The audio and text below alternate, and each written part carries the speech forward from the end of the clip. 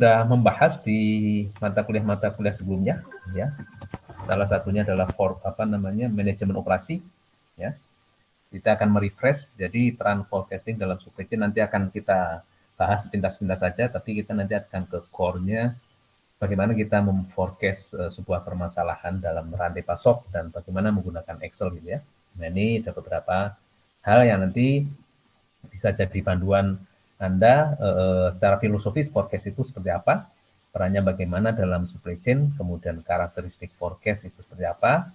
Nah ini yang ketiga nih ya, komponen dalam forecast dan metode forecasting sudah dulu di manajemen operasi ada MAD, ada least square dan sebagainya ya. Kemudian kita juga akan menggunakan time series ya, khususnya nanti menggunakan regresi.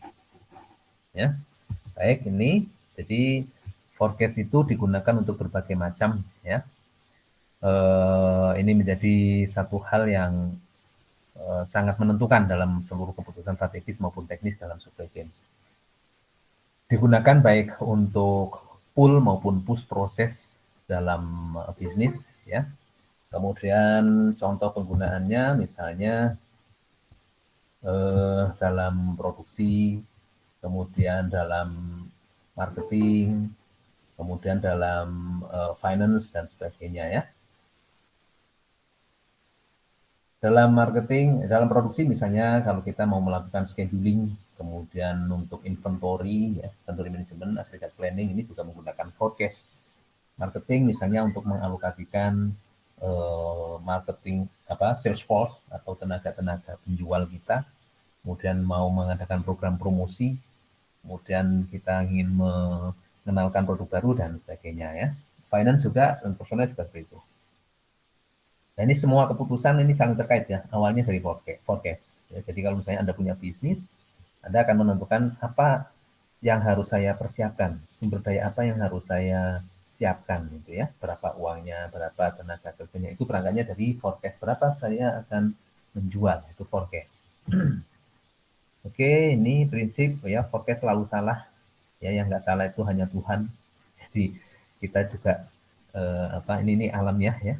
Kemudian long term forecast ini filosofi aja, Anda sudah mengikuti di manajemen operasi ya. Nah ini komponen dari sebuah forecast ya.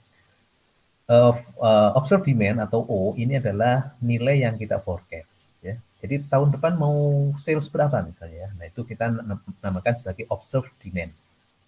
Nah, observe demand itu mengandung dua unsur, yaitu komponen sistematik dan komponen random. Ya, komponen sistematik, komponen random. Jadi, tahun depan kita mau sales berapa, itu di dalamnya ada unsur sistematik, ada unsur random. Nah, di dalam unsur sistematik ini ada yang disebut sebagai level. Level, ya. Level itu, kalau kita bicara data yang sifatnya non musim ya, secara data level itu sifatnya non musim, jadi data normal ya, data normal itu level. Karena apa? Karena ada data yang sifatnya nggak normal, yaitu data musim gitu ya. Itu level gitu ya. Nah nanti kalau ada data yang sifatnya musim, kita harus menormalkan dulu ya, kita harus menormalkan dulu menjadi seasonal gitu ya. Kemudian ada tren. Tren itu adalah kecenderungan. Kecenderungan ini bisa naik atau bisa turun ya. Growth atau decline dalam demand. Ini tren ya. Kemudian seasonality itu adalah fluktuasi musim yang bisa diprediksi. Fluktuasi musim yang bisa diperkirakan ya. Systematic komponen ini adalah expected value of demand. Jadi ini ya, yang kita forecast expected value of demand itu adalah ini. Ini nanti bagaimana nanti akan kita cek di Excel ya. Kemudian random komponen ya, ini adalah part of forecast yang merupakan penyimpangan atau deviasi dari systematic komponen. Jadi ini adalah sisanya ya, sisanya dari data sebenarnya. Jadi ini adalah data forecast, kemudian random ini adalah deviasi atau penyimpangan dari data sebenarnya. Maksudnya gimana ya? Jadi kalau misalnya Kalau misalnya Anda mempunyai bisnis, kemudian Anda akan memforecast ya, besok seminggu lagi kita akan mencapai sales misalnya 10. Ternyata data sebenarnya adalah 12 misalnya kayak gitu ya. Nah, 10 itu adalah forecast kita. Kemudian itu namanya sistematik ya. Kemudian yang dua, kan perbedaan dari data sebenarnya itu yang disebut sebagai random gitu ya. Kalau ada pertanyaan langsung dipotong aja ya. Kita target sampai jam 8 nanti ya. Jam 8 kemudian kita nanti akan submit bahan untuk tugas mandiri Anda untuk di LMS, kemudian Anda kerjakan nanti ya. Dan kita ke Excel-nya aja nanti ya. Kemudian forecast error ini. Forecast error, perbedaan antara forecast dengan actual data sebenarnya. Mirip dengan random ya, random komponen. Bagian dari forecast yang menyimpan dari sistematik komponen. Contoh kasus seperti ini, contoh kasus. Kalau Anda mempunyai data ya, data, kita harus cek dulu ya, kita harus cek. Caranya gimana? Caranya ini gimana cara merekamnya? Mulai dari sini kita rekam. Gung bisa Gung untuk record. Sudah Pak. Sudah ya, oke. Oke, sip. Ya, langsung ya. Kalau kita punya data seperti ini, ya, misalnya datanya polanya seperti apa ya? Ternyata kalau kita plot, itu datanya polanya adalah fluktuatif. Fluktuatif. Nah ini kalau fluktuatif ini mengandung unsur musim. Unsur musim. Gimana cara mengecek bahwa data itu fluktuatif atau tidak fluktuatif? Nah ini.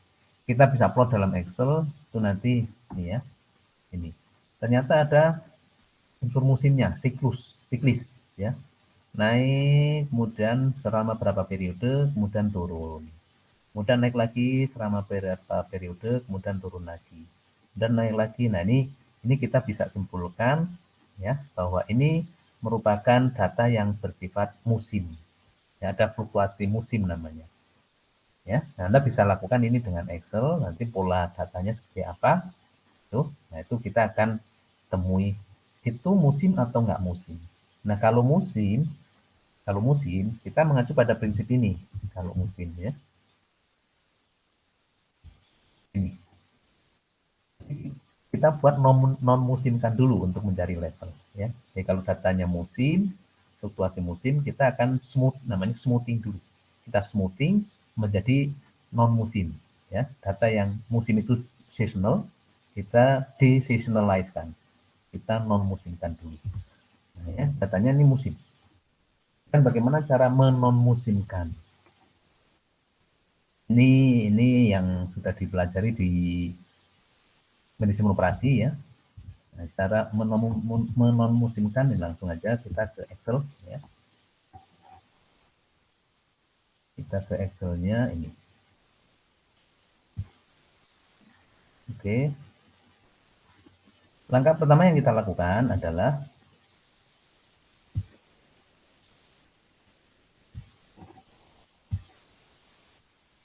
ini ya.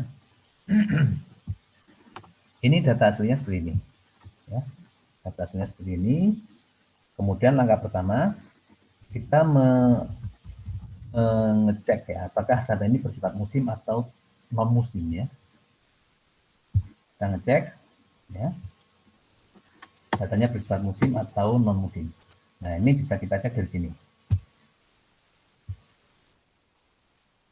Ini ternyata ya, ini plotting datanya. Kalau kita cek, ini data aslinya ya. Kita akan lihat. Nah, ini. Data aslinya ini. Demand periode ini 1 sampai 12. Kemudian demand-nya ya. Demand-nya ini naik turun.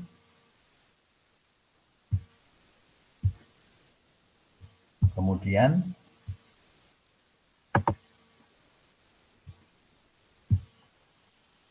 ya, ini. Kemudian langkah kedua, ini langkah pertama tadi Oh, ternyata data ini mengandung unsur fluktuasi musim, ya, mengandung unsur fluktuasi musim.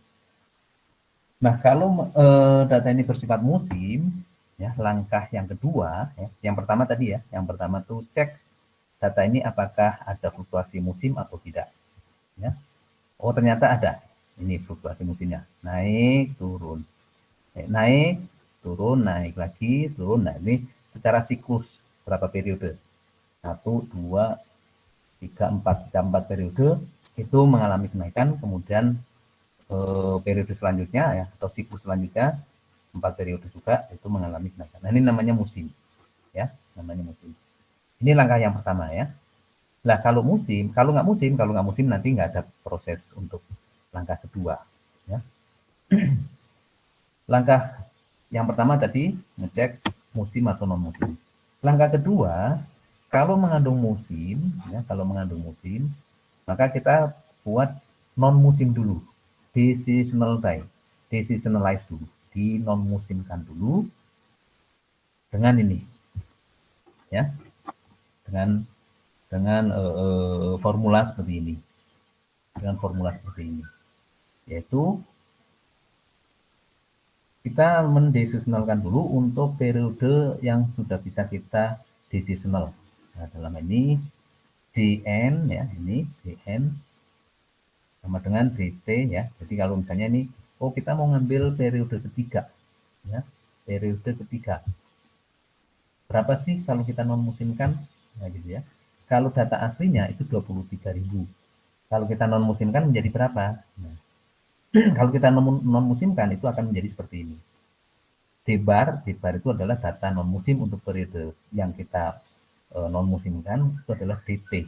T itu adalah ini T, ya, DT dikurangi P per 2. P per 2. P itu adalah jumlah periode selama satu siklus. Ya, kita lihat ya, 1, 2, 3, 4. 1, 2, 3, 4. Nah, ini ada 4 periode dalam satu siklus. Nah, ini berarti P-nya itu adalah 4. Ya, P-nya adalah 4 ditambah dengan DT plus P per 2. Jadi, ini besar sama dengan D3, D3 kurangi P-nya 3 kan, kurangi P per 2. P per 2, 4 per 2. Ini ruas yang ini, ya, ditambah D3 plus 4 per 2. Ya. Ini ruas yang ini, kemudian ditambah 2 kali DI, I-nya dimulai dari T plus 1 minus P per 2 sampai T plus 1 plus P per 2. Kalau gitu 2 kali D, nah I-nya mulai dari berapa? T plus 1, T-nya 3, ya, 3 plus 1 minus 4 per 2, ya, sampai dengan 3 minus 1 plus 4 per 2. Tuh ya. Nah, ini ada yang masuk. Oke.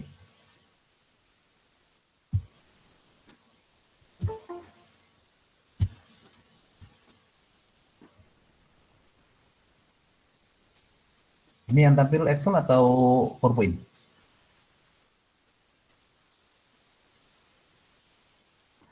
Excel, Pak. Oke, masih Excel. Nah, sekarang kita cek ya.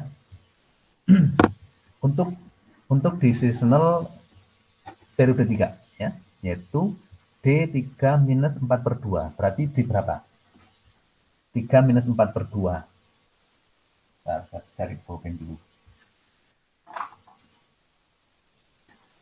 D3 min D3 minus 4 per 2 berarti 3 minus 2.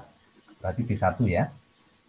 D1 plus D3 plus 4 per 2. Berarti 3 plus 2. Berarti D5. Ya. D5 ditambah 2 kali D. Ya, 2 kali D. Dimana mulainya dari 3 plus 1 minus 4 per 2. 3 plus 1 minus 4 per 2. 1 minus 4 per 2, 3 plus 1 itu adalah 4, dikurangi 2. Ya, 4 dikurangi 2. 4 dikurangi 2, berarti 2 ya. Plus 2 kali D2 sampai dengan ini 2 ya. 4 kurangi 2, 2 sampai dengan 3 minus 1 ya. 3 minus 1, 2 ditambah 4 per 2. 2 ditambah 2, 4. D2 sampai D4. Nah, kita cek ya. Berarti hasilnya ini nanti D1 plus D5 plus 2 kali D. Jadi D2 plus D3 plus D4. Ya. Nah, D1 itu adalah 8.000 ditambah D5. D5 10.000 ya. Ditambah 2 kali D2, D3 ya. Ini tambah ini tambah D4.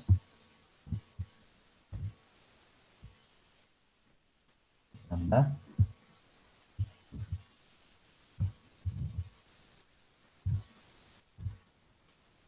D4.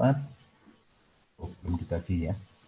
158 dibagi ini dibagi 2 kali P. 2 kali ini 4.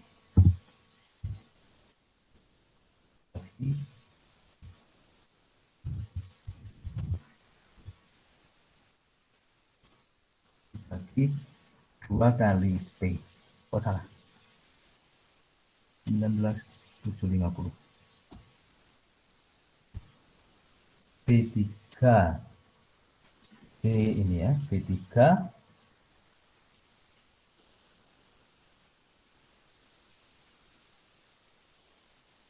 plus B7 plus 2 kali B3 plus B7. B3 ini 8.000, benar ya? 8.000 ditambah 8.000 ditambah 10.000. B3 plus B7 ini plus 2 kali D4 sampai D6. D4 ini berapa sih? D2 ya saya. D2 D4 plus D5 plus D6 6 per 8. Oh beda hasilnya. D7 D3 D7 plus 2 kali sam D4 sampai D6 per 2 kali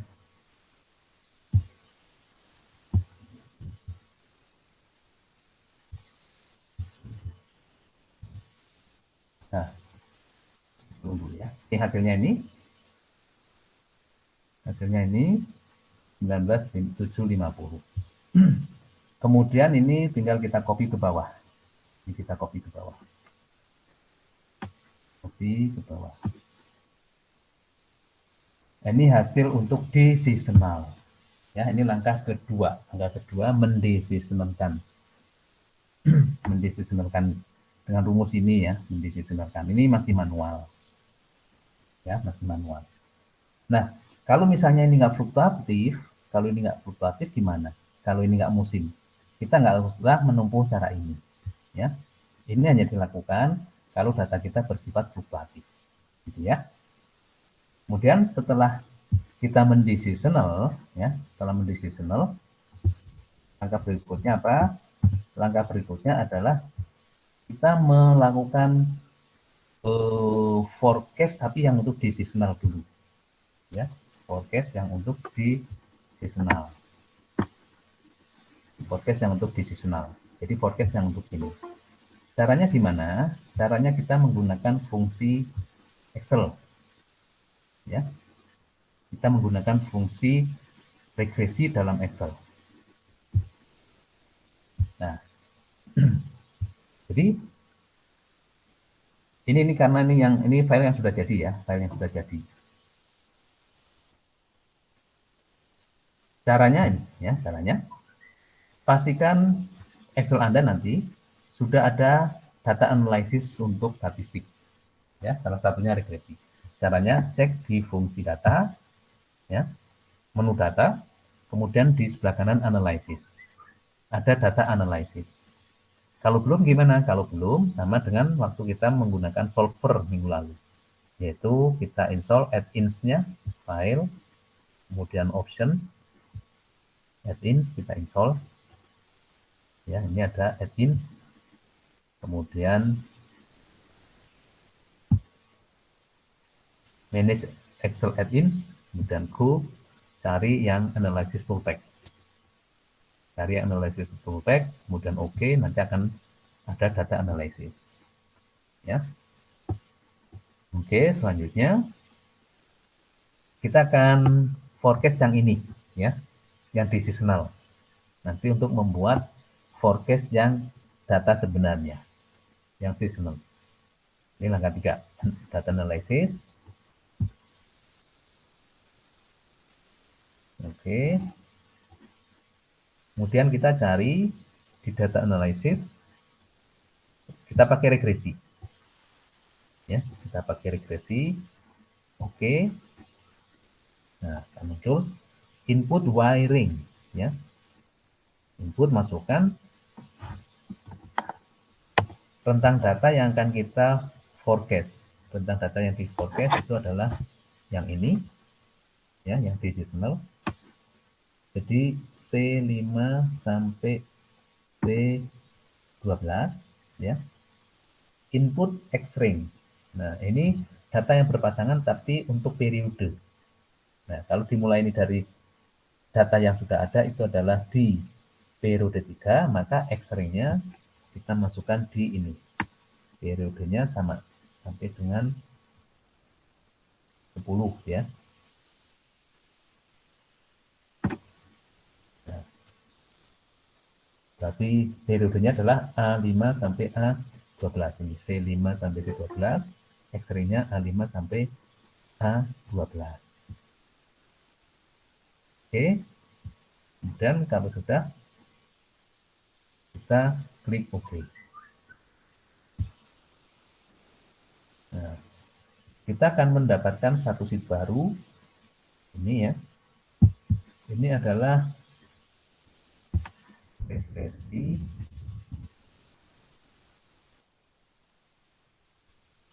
DC. Nah, nah,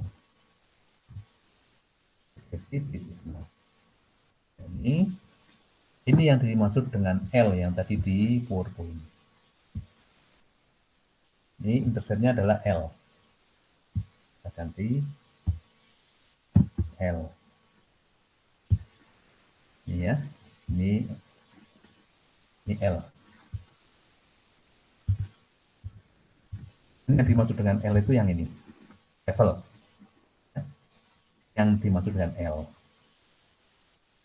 Sorry, saya tanyakan dulu yang dimaksud dengan L tadi itu adalah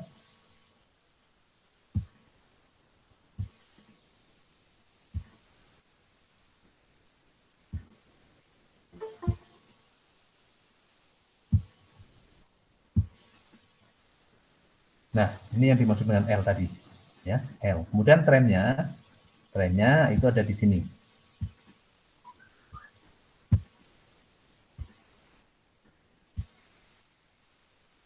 Trennya tuh yang ini. Ini trennya. T. Ini trennya, ya. Ini tren. Jadi kalau Anda mungkin dulu terbiasa dengan Y sama dengan A plus Y, Y X gitu ya. Nah, di sini A itu sama dengan L, dan B sama dengan T. Ya, B sama dengan T. Ini langkah ketiga tadi ya. Langkah ketiga mendecisional, kemudian langkah keempat membuat forecast untuk decisional. Membuat forecast untuk decisional. Kemudian langkah kelima, langkah berikutnya, ya, ini kita sudah punya perhitungan ini, ya, koefisien untuk forecast tapi yang decisional. Langkah kelima, ini sama nilainya ya, nilainya sama. Ini nanti kita pakai yang ini aja ya. Ini tadi untuk menunjukkan proses membuat regresinya, tapi kita nanti pakai yang ini. Ya, langkah berikutnya itu adalah mengestimasi atau memforecast seasonal factor. Ya, seasonal factor. Kita mengestimasi untuk yang seasonal factor. Yang pertama kita membuat satu kolom dulu dt, ya, dt ini dt ya. Ini satu kolom lagi, ini tadi kolomnya kita ini biar nggak bingung. Ini estimasi seasonal ini taruh sini.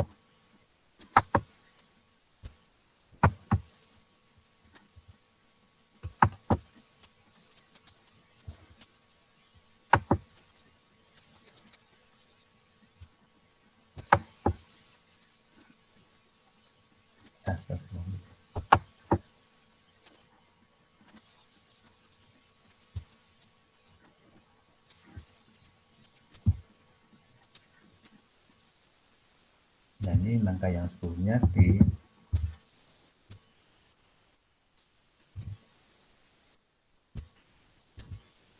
ya. Ini regresi ini kita ambil dari sini regresinya, ya. Kemudian dari hasil regresi ini kita akan pakai untuk melakukan estimasi decisional, ya. Estimasi ini yang diestimasi. Nah, caranya gimana? Caranya dengan menetapkan yang hasil ini tadi, ini, yaitu dengan ini. Nah, ini. Jadi untuk dt sama dengan L plus T besar kali T kecil. T besarnya itu adalah ini, T kecilnya adalah periode. Ya. Contoh misalnya ini ya. Misalnya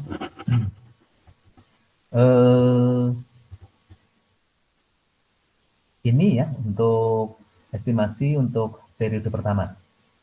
L-nya didapat dari sini 18 439 plus 524 kali A3. A3 itu adalah ini periode pertama. Ya, periode pertama. Jadi ini data sebenarnya, ini data forecast. Ya, ini data forecast. Ya, atau kita juga bisa cek. Kita bisa juga ini nanti langsung dari apa? Ini kita tulis ulang ya di sini ya. 18 itu berasal dari ini. 18 itu berasal dari ini, 18438. Kemudian 523, 524 ini berasal dari sini. Anda bisa langsung nanti diarahkan ke sini aja, dilingkan selnya, bisa juga. Tapi ini saya bikin manual ya, saya bikin manual. Kali A3, kali periodenya. A3 itu yang ini. Kalau sudah, copy ke bawah. Nah, ini adalah hasil estimasi yang masih musim. Sudah non musim. Ya. Estimasi yang sudah di non musimkan dulu atau dinormalkan dulu. Ya, nah ini sudah kita dapat. Tapi ingat bahwa data kita kan data musim nih. Ini kan musim. Sementara estimasinya adalah estimasi non musim. Maka untuk memforecast data sebenarnya menggunakan musim lagi, kita bikin seasonal factor. Ya, seasonal factor. Bagaimana caranya? Cara membuat seasonal factor ya. Ini kita membandingkan antara data sebenarnya dibanding dengan data estimasi. Ya, ini hasilnya ini. Data sebenarnya dibanding dengan data estimasi. Ini, ya. D3 itu adalah data sebenarnya, D3 adalah data estimasi. Ya. Bandingkan ini kalau sudah copy di bawah. Ini adalah faktor musim untuk tiap periode. Ya. Faktor musim untuk tiap periode kita dapatkan seperti ini. Ya, ini faktor musimnya. Kemudian ini langkah keberapa tadi ya? Udah ke-6 ya. Nah, ke-6. Faktor musim udah kita dapat. Nah, kita akan mengembalikan ya. Faktor musim ini dipakai untuk mengembalikan estimasi dari non musim ya, dari non musim menjadi musim lagi ya, menjadi musim lagi. Yaitu dengan cara ini merata-ratakan faktor musim untuk setiap siklus. Jadi maksudnya gini, kita kan mempunyai 4 siklus. Tiga siklus ya, 3 siklus dalam 1 tahun ini, 3 siklus. Setiap siklus itu 4 periode. Siklus pertama, periode 1, periode 2, periode 3, periode 4. Siklus kedua, periode 5, 6, 7, 8. Siklus ketiga, periode 9, 10, 11, 12. Ya, ini setiap siklus. Ada 3 siklus 4 periode. Nah, sekarang kita cek periodenya. Kita akan cari nilai untuk rata-rata untuk setiap periode. Ya. Nilai rata-rata untuk setiap periode. Dari setiap siklus ini, ya, dari setiap siklus ini, kita akan buat rata-rata untuk setiap periode. Jadi periode 1, 2, 3, 4. Kemudian nanti turun 5, 6, 7, 8. Gitu ya. Nah, rata-ratanya berarti polanya itu periode 1 berpasangan dengan periode berapa? Ya. Jadi 1, 2, 3, 4. Nah, kemudian siklus yang kedua 5, 6, 7, 8. Siklus yang ketiga 9, 10, 11, 12. Nah, kita ada 4 siklus. Ya. Siklus yang pertama periode 1 ya. Kemudian periode 5, kemudian periode 9. Nah, ini jadi ini rata-rata periode 1, ya rata-rata seasonal faktor untuk periode 1, ya ini D3 periode 1 ditambah D7 periode seasonal faktor untuk periode 5 ditambah seasonal faktor untuk periode 9. Ini ya. E3, E7, E11 periode 9 dirata-ratakan. Kita mendapatkan rata-rata siklus adalah untuk yang pertama 0,471. Kemudian rata-rata siklus untuk yang kedua periode 2, 3, 4, 5, 6. 2, 6, terus berapa lagi? 6, 7, 8, 9, 10 berarti ya. Jadi ini periode 2, periode 6, periode 10. Periode 3, periode 7, periode 11, periode 4, periode 8, periode 12.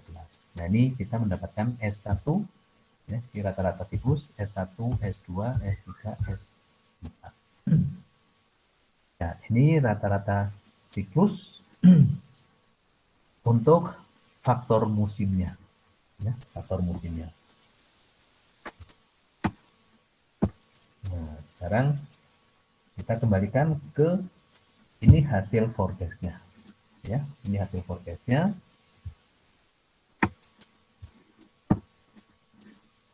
Ya, jadi ini adalah nilai forecast untuk periode, kan kita punya data sampai periode 12. Nah, kita forecast-nya periode 13 dan seterusnya. Kita akan cek. Periode 13 itu adalah ini ya, tadi linear relationship.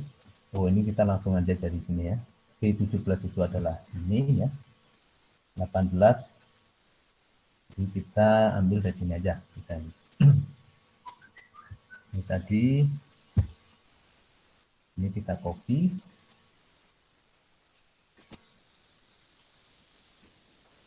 Ini nilai forecast ya.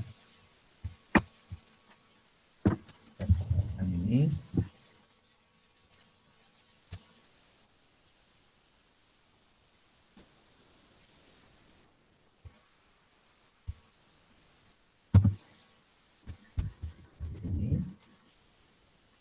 ini 18,439 ditambah 524 kali periode yang di forecast. Periode ini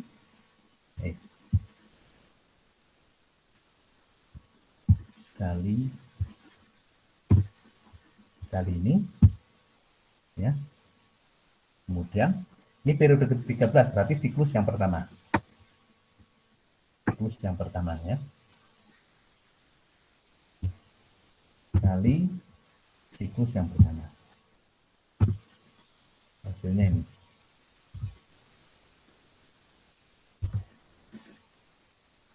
Jadi ini forecast untuk periode 13. Periode 14 sama ya, ini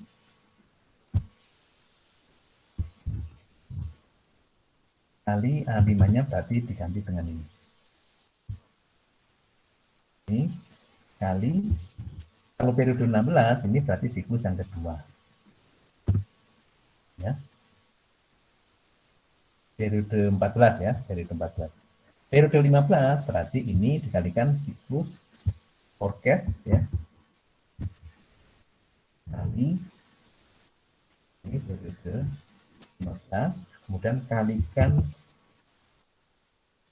siklus yang ketiga, kemudian ini kali siklus yang keempat. Nah, ini kita punya ini ya, ini hasil forecastnya. Kalau periode ke-17 gimana?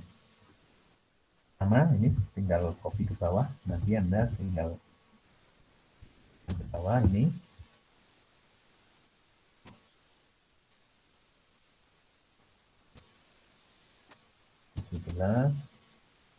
Sampai setahun ke depan.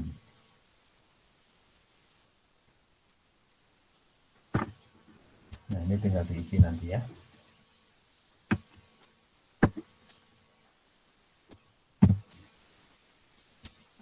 Ini tinggal diisi ke bawah, dan isinya sama. Ini forecast kalikan faktor musimnya, ya. Faktor musim berarti siklus pertama. Ini untuk periode 14, ini berarti siklus kedua. Periode 15 ini siklus ketiga. Periode 16 siklus keempat. Periode 17 forecast ya. L plus T kali T kali siklus pertama. L plus T kali T kecil kali siklus kedua. L plus T kali T kecil kali siklus ketiga. L plus T kecil kali siklus 4. Ini L plus T kali T kecil kali siklus ke-1, ke-2, ke-3, ke-4. Nah, kira-kira itu untuk yang musim. Ya. Ini nanti kita share filenya. Dan bagaimana kalau oke. Kita share dulu ya.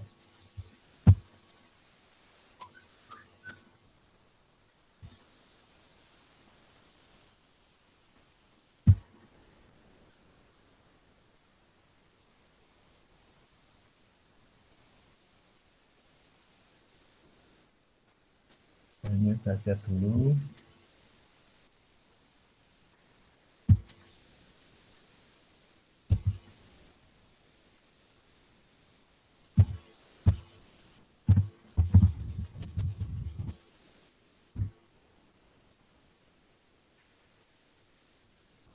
Oke, ya. Jadi ini saya kasih bentar ya.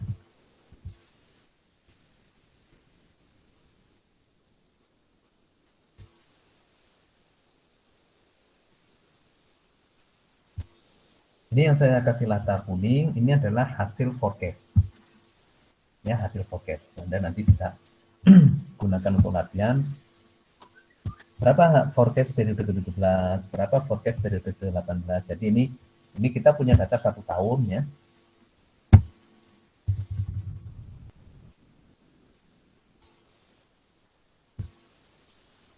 Kita punya data 1 tahun.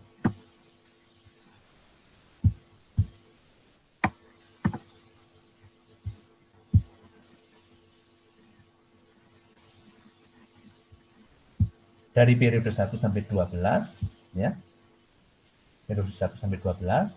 Kemudian forecast kita adalah untuk periode 13 sampai dengan 24. Berarti apa namanya? 1 tahun berikutnya ya. 1 tahun berikutnya kita hitung dari bulan ke-13 sampai bulan ke-24. Ini nilainya adalah jadi sales atau demand bulan ke-13 itu forecast kita adalah 21.651. Bulan ke-14 23.452. Ini seterusnya sampai bulan ke-24 itu adalah tahun kedua. Sampai sini ada pertanyaan untuk yang faktor yang ada musimnya dulu, yang ada musimnya.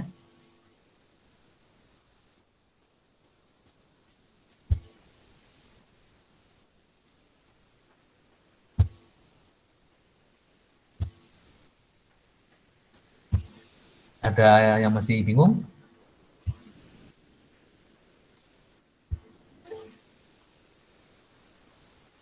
Cukup ya. Ini yang kalau kita menggunakan faktor musim, memang prosesnya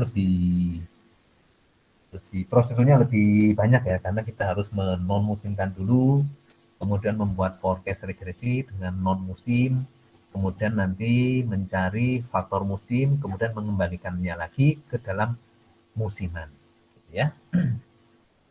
Jadi langkah pertama kita cek dulu data itu musiman atau tidak. Kalau musiman, nah ini langkah-langkah ini yang kita lakukan. Dari mulai membuat non musim, kemudian membuat regresi untuk non musim, kemudian melakukan estimasi faktor musim ini, ya,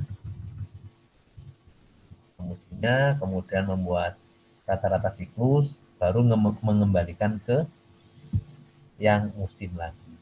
Ya, ini kalau kita lihat siklusnya atau pola datanya sama, ya, turun, naik, naik sampai 4 periode. Nanti ini coba turun lagi, naik lagi, naik lagi, naik lagi, turun lagi, nah ini sampai 4 periode. Ini kira-kira forecast penggunaan regresi untuk memforecast. Yang pertama kasusnya adalah kalau data kita musim. Nah, bagaimana kalau data kita tidak musim? Nah, nanti dicek dari sini. Kalau data kita tidak musim, ini prosesnya lebih simple, lebih sederhana. Jadi nanti ini sesuai dengan intuisi Anda aja ya, sesuai dengan intuisi ini musim atau non musim gitu ya. Nah, kalau non musim, Anda langsung bisa lakukan regresi. Artinya apa? Artinya gini, ya. Ini original data. Anda diminta untuk misalnya gini ya, kita punya data seperti ini. Taruhlah ini non musim. Anda akan memutuskan atau Anda akan melakukan forecast. Jadi kalau nanti Anda sudah di bisnis, ya, Anda di bisnis. Ini misalnya gini ya. Ini data sales kita periode lalu. Selama setahun dibagi dalam bulan itu seperti ini. Nah, kita akan tentukan apa tahun depan, apa target atau forecast kita tahun depan. Nah, kalau data ini non musim ya, non musim, simply Anda bisa langsung plot di sini. Ya, kita coba praktekkan ya. Anggaplah ini data ini adalah non musim. Kita bisa dulu ini. Anggap ini data non musim ya. Kita akan coba forecast tahun ke depan yang dibagi dalam bulan. Berarti bulan ke-13 sampai bulan ke-24. Ya. Nah, simply kita bisa langsung menerapkan gini.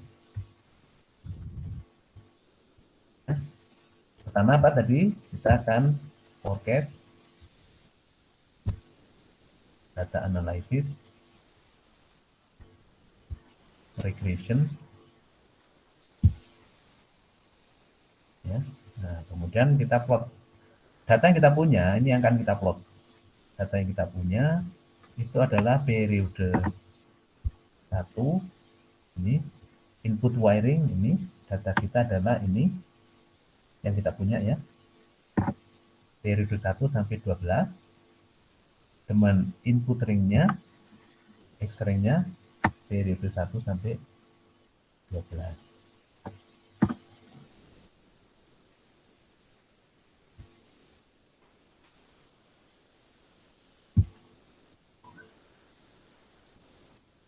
Nah, kita mendapatkan data seperti ini.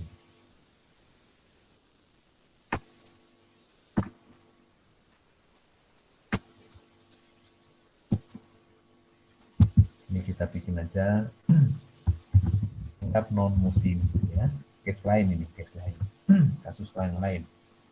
Ini nanti akan kita pakai untuk melakukan forecast. Ya, jadi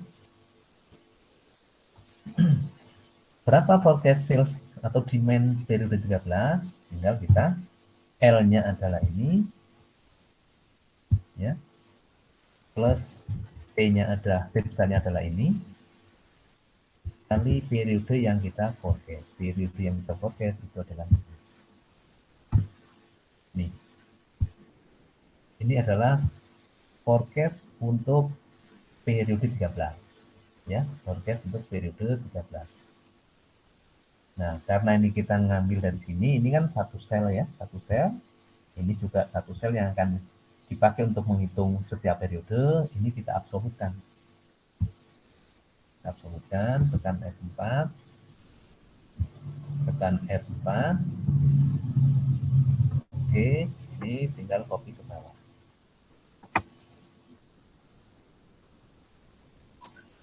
Nah, ini adalah forecast. Ini adalah forecast untuk tahun depan yang dibagi dalam dalam bulan ya, dalam bulan. Kira-kira itu ya. Tapi coba perhatikan mana yang lebih realistis. Apakah ini yang non musim dianggap non musim ataukah yang ini estimasi yang ini? Mana yang lebih realistis?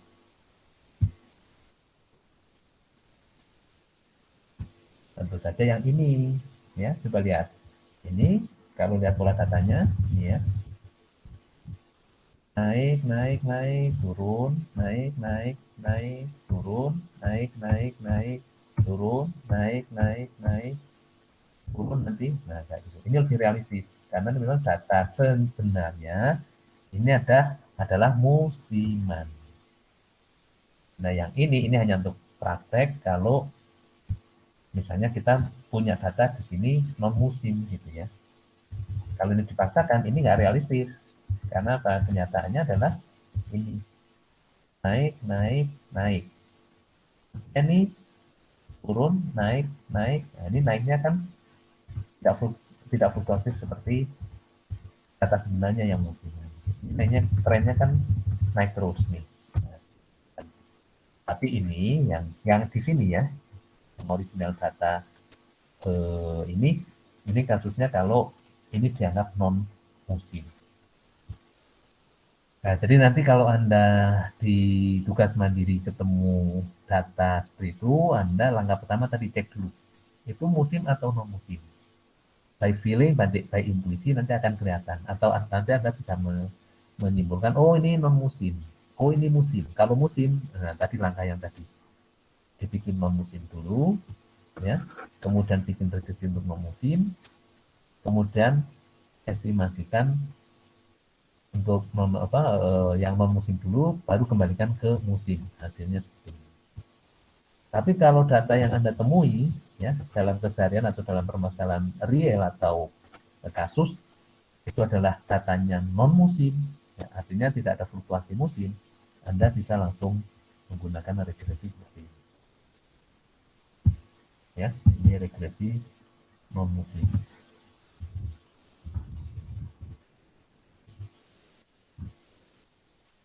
Nah, itu kira-kira untuk pengantar pengantar untuk mengerjakan kasus yang nanti akan saya share di kuis ya. Tetapi jam 8 ternyata jam setengah 8 sudah beres. Ini sampai sini ada pertanyaan?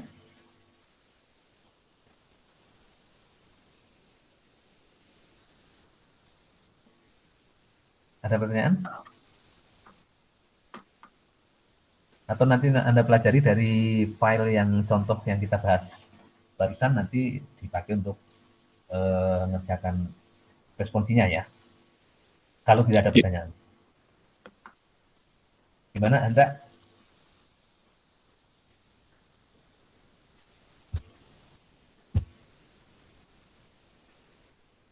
Cukup Pak Musin selalu di oh ya, ini ada pertanyaan yang dari Ardito ya. Dari Ardito. Tidak selalu ya, jadi Ardito. Ini oh ya, saya tadi belum jelaskan ya. Tidak selalu dihitung 4. Tidak selalu dihitung 4 maksudnya 4 periode gitu ya. Tergantung kasusnya. Nah, kebetulan yang tadi kita diskusikan kasusnya 4 periode dan itu genap ya, periodenya genap. Oke ya. Dan ini periodenya genap, kita menggunakan ini. Kalau periodenya genap, bentar. Karena periodenya genap, kita menggunakan ini. Saya share dulu ya.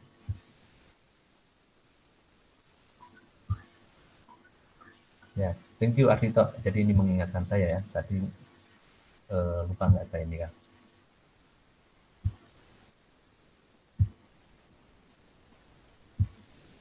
Ya, ini ya. Karena periodenya genap, maka kita menggunakan ini. Perhitungan untuk decimal faktornya ya, menggunakan yang ini. dp minus ini per 2 kali T. Bagaimana kalau misalnya periode siklusnya, ya, jumlah periode dalam satu siklus itu tidak genap.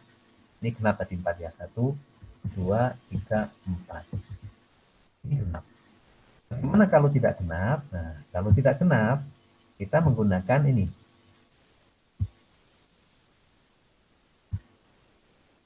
Kalau tidak genap, kita gunakan nah,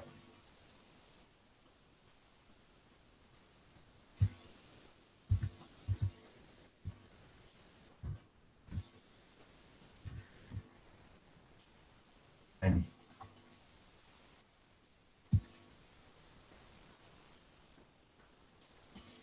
Ya. Kalau genap kita gunakan eh, sigma ini S itu maksudnya sigma ya. Ini nggak pakai rumus yang ini. Ini sigma maksudnya 2 kali DI per 2P. Ini kalau datanya jumlah periode dalam siklus itu genap. Kalau jumlah periode dalam siklus ganjil itu kita menggunakan sigma DI per P. Sigma DI per P. Jadi tidak ada duanya ya. Tidak ada duanya. Ini depannya tetap ini mestinya pakai nah, ini pakai yang ini aja.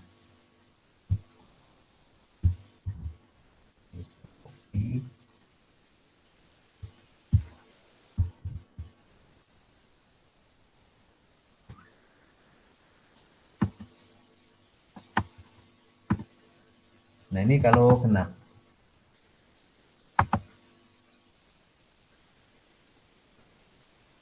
Oh ini udah bentuk gambar.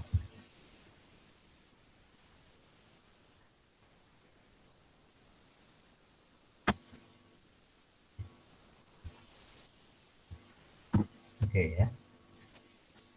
Jadi ini Adito ya untuk menjawab tadi, kalau apakah datanya selalu 4, bukan 4 ya sebenarnya, genap atau ganjil ya. Tapi kebetulan kasus kita dalam satu siklus 4 periode gitu ya. Jadi 4 periode. Ini P itu periodenya ya. P itu periodenya. Bisa juga misalnya 6 atau 2 gitu. Itu jadi yang dilihat itu genap atau ganjil. Nah, kalau genap kita menggunakan yang ini ya. Jadi sigma 2 kali DI per 2P. Ini sigma maksudnya, S ini sigma ya. 2 kali DI. Sedangkan kalau ganjil ini sigmanya itu tidak ada 2. Ya. Tidak ada 2 dan ini tidak ada 2 juga di sini. Langsung plus P. Ini juga tidak ada 2. Ya. Oh, sorry. Oh ya, tidak ada 2. Tidak ada 2. Jumlah yang ganjil, oh, bentar. Ini yang genap ya, yang genap. Oh, kalau ganjil nggak ada ininya.